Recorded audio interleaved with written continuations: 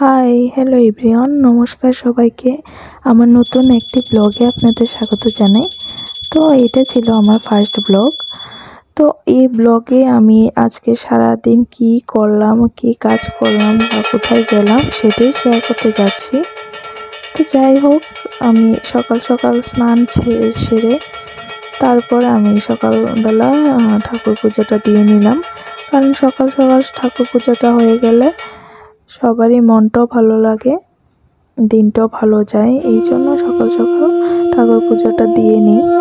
আর আপনাদের যদি আমার ব্লগ বা ভিডিও ভালো লেগে থাকে অবশ্যই সাপোর্ট করবেন, আমার ভিডিওটাকে অবশ্যই লাইক শেয়ার কমেন্ট করে দেবেন আর চ্যানেলটাকে সাবস্ক্রাইব করে দেবেন। তো তারপর আমি রান্নাঘরে চলে আসলাম। রান্নাঘরে চলে এসে দেখি এখানে কাতল মাছ আনলো। তো এখানে ছিল কাতল মাছ, এখানে ছিল চিংড়ি মাছ।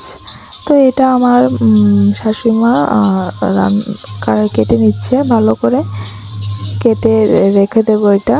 কারণ ওটা দুটোটা একসাথে রান্না করব না, যে একটা গরম, তো সেই গরমে কিছুই ভালো লাগে না। তো কাতল মাছটাই রান্না করব। তো এইখানে মাছটাকে ধুয়ে পরিষ্কার করে নুন হলুদ দিয়ে মাখিয়ে নেব, মাখিয়ে তারপরে আমি ভাজতে দিয়ে দেব। তো মাছটাকে আমি পাতলা ঝোলে রান্না করব, আলু আর টমেটো দিয়ে পাতলা ঝোল রান্না করব। কারণ যে একটা গরম, সেই গরমে পাতলা ঝোলে ভালো। আর তেল মশলা তো একদমই ভালো না খাওয়া, খুবই শরীর অসুস্থ হবে যদি তেল মশলা বেশি পরিমাণ খাওয়া হয়। তো এখানে আমি মাছটাকে ভেজে নিচ্ছি, তার সাথে আমি চালটাকে ধুয়ে পরিষ্কার করে ধুয়ে ভাতটা বসিয়ে দেব। কারণ একটা হলে একটাই কমে গেল। তারপর এখানে আমি মাছটা জন্য আলু কেটে নিলাম লম্বা লম্বা করে। তো এখানে মাছটাও ভাজা হয়ে গেল।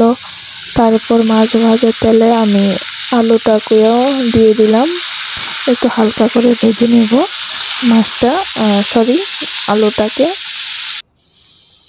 তারপর আমি আর বাকিটা দেখালাম না। তো এইখানে প্রায় ঝোলটা হওয়ার পথে। তো আর কিছুক্ষণ পরে আমি মাছটা দিয়ে দেব, ভাজা মাছটা দিয়ে কিছুক্ষণ রাখার পরে তারপরে নামিয়ে নেব। তো যে একটা গরম, সেই গরমে এমন পাতলা ঝোলই ভালো, মানে শরীরের পক্ষ ভালো, সব কিছুই ভালো। তো এখানে আবার আমি তেল ভাজাও করেছিলাম, আলু বেগুন দিয়ে তেল ভাজা করেছিলাম। তো খাওয়া দাওয়া শেষ করে সবার জন্য একটু লস্যি বানিয়েছিলাম খাওয়া শেষে। তো লস্যি বানিয়ে সবাই খেয়ে একটু রেস্ট করে সন্ধ্যের দিকে একটু বেরিয়েছিলাম একটু শপিং করতে। একটা শপিং মলে গিয়েছিলাম, কিছু কেনাকাটা করা ছিল, এই জন্য গিয়েছিলাম। তো তাদের কালেকশান বেশ ভালোই লাগলো আমার। তো সব কিছু মিলিয়েই আমার ব্লগটা ছিল। যদি আপনাদের ভালো লেগে থাকে অবশ্যই সাপোর্ট করবেন, অবশ্যই লাইক করবেন, শেয়ার করবেন। Thank you.